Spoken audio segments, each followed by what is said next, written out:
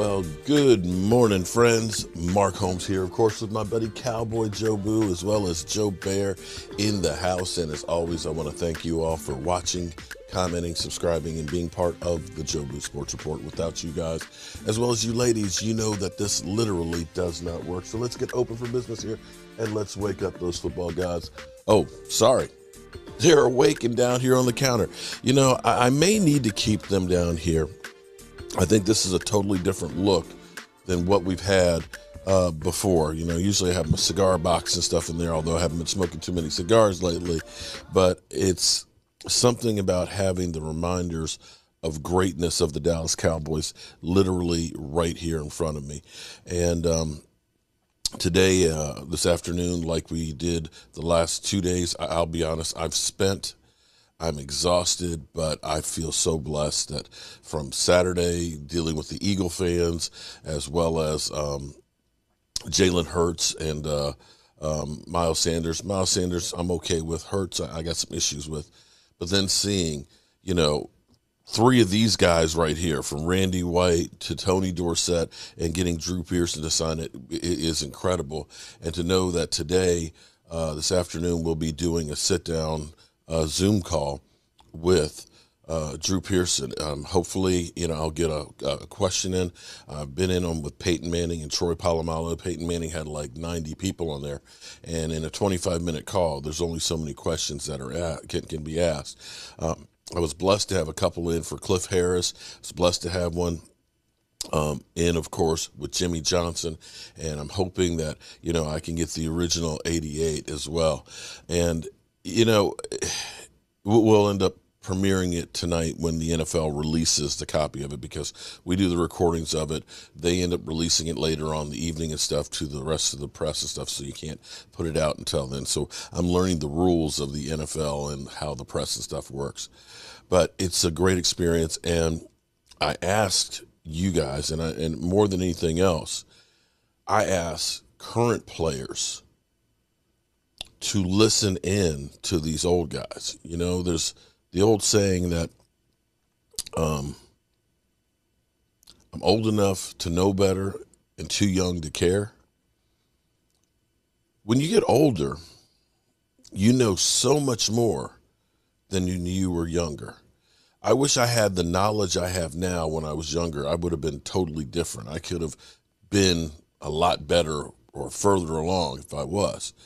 And this is the opportunity that if they're open to understand what it took to get into the Hall of Fame, every Dallas Cowboy player needs to understand that these guys are the reason that America team exists.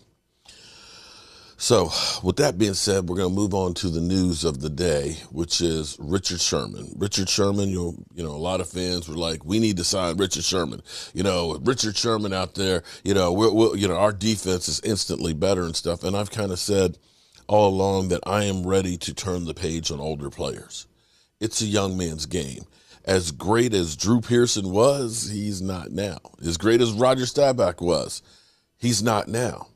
Football is constantly moving, and it's always the younger guys. You've got to get a group of young guys together and get them to evolve together. I'm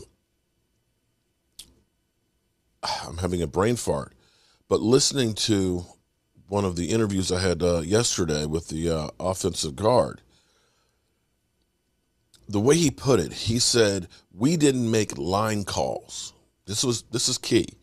We didn't make line calls because, you know, defensive linemen, they're not that bright. But if you make the same calls throughout a game, by the end of the game, they understand what your calls mean. He said, I was fortunate to have such and such next to me for all these years that basically we could look at each other and we would know what it meant and who we were supposed to block.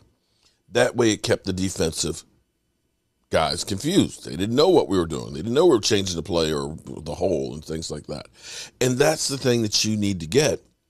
You need to get young, impressionable guys that are ready to rock and roll, that are fast, hungry, ready to do anything that you say. They're like a sponge that will suck this up. and you get them together so they learn together and they become cohesive. And thing that you could look at last year, as bad as our defense was, there was no cohesion with them whatsoever. So definitely check those out. We'll have, Tom Flores today as well.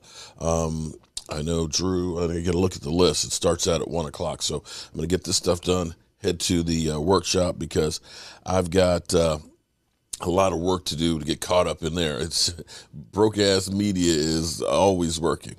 But on to the topic of the day, Richard Sherman. Richard Sherman, this is kind of sad. We don't know exactly what went on. Right now, the 911 call has been released, and it's tragic to say the least. I'm just going to play the 911 call, and then you guys can, take it as you will. 911, what are you reporting?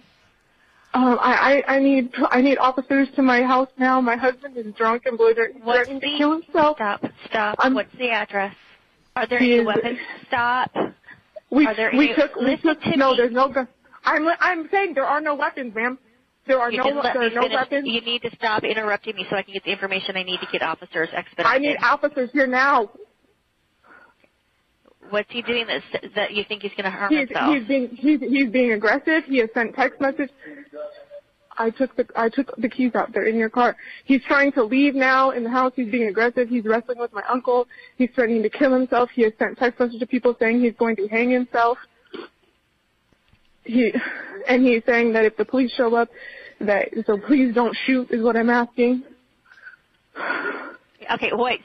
Say that again. He has no weapons. He says if the police show up, he said if the police show up, that he'll try to fight them. So they need to understand that he is. Okay. Has it been physical with anybody there? You said he's trying to fight your uncle? Yes, it has. Yes, it has. How has it been physical? He just tried to fight him.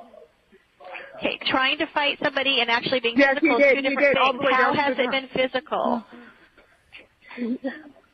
It's a 2016 black Mercedes. Richard, please stop. Richard, please stop. Please stop. Is that a sedan, SUV? It's just a black sedan Mercedes SUV. Okay. He's not going to be able to get out the gate. I cut it off. What do you mean you cut it off? I cut the gate. We live behind it. It's Richard Sherman.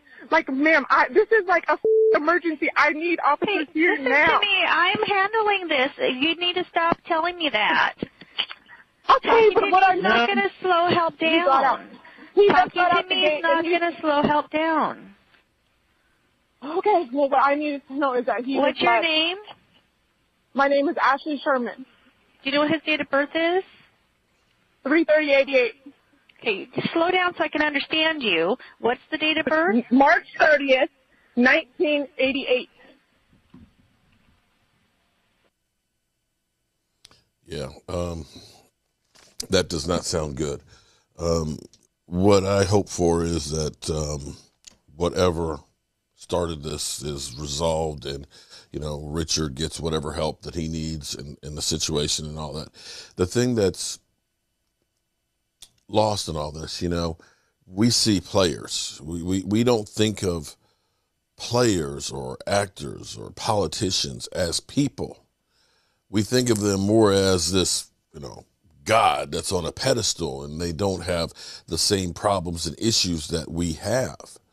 In reality, you can take everybody in the NFL, you can take 2,000 players, and you can go through and you can take 2,000 people, and just basically you'll have a cross section of everything that's imaginable.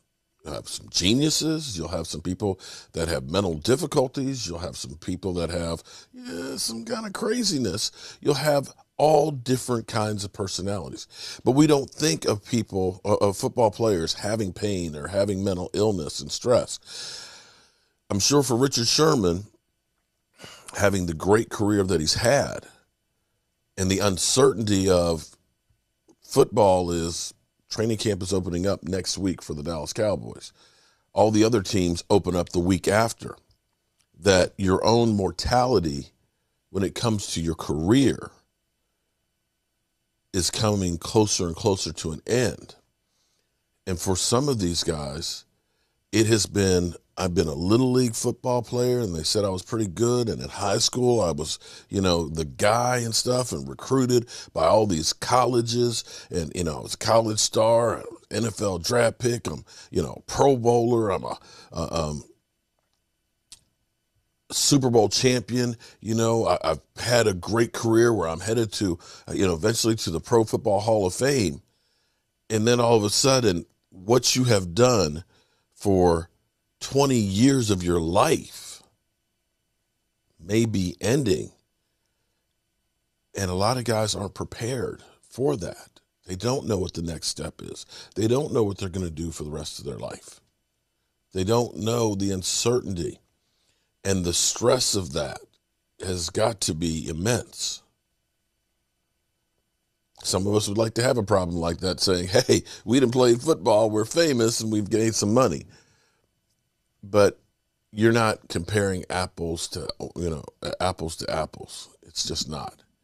And it's a difficult thing for a lot of players, and a lot of players end up being depressed. I remember Joe Gilliam, who was one of the first black quarterbacks with the Steelers, who was competing with Terry Bradshaw, and who was going to be the Steelers quarterback.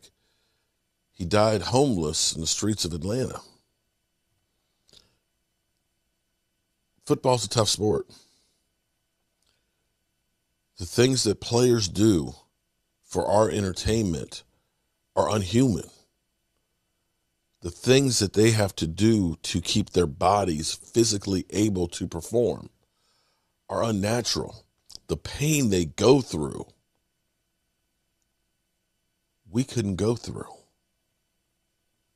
I pray for Richard Sherman, and I pray for all of these NFL players. We just sit on the other side of the TV and watch. They're the ones out there that are putting everything on the line. That being said, it is time for us to get out of here. We've got a lot of work to do. It's going to be a full day.